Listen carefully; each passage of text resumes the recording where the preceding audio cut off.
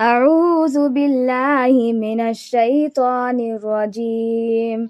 قل من رب السماوات والأرض قل الله. قل أفاتخذتم من دونه أولياء لا يملكون لأنفسهم نفعا ولا ضرا. قل هل يستوي الأعمى والبصير أم هل تستوي الظلمات والنور أم جعلوا لله شركاء خلقوا كخلقه فتشابه الخلق عليهم. قل الله خالق كل شيء وهو الواحد القهار.